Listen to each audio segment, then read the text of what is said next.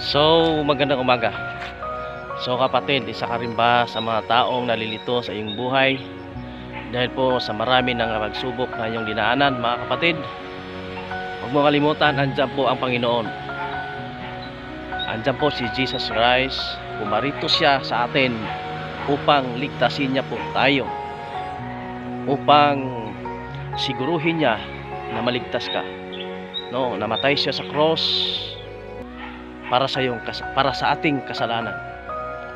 Kaya lumapit ka sa kanya, hinahantay ka niya kung kailan ka magdesisyon na isuko ang iyong buhay. Kasi po, bakit? Mahal ka ng Panginoon. Jesus loves you, no? Mahal ka ni Jesus, kaya wag na wag kang mahiyang lumapit sa kanya. Sulitin ko, mahal ka ni Jesus.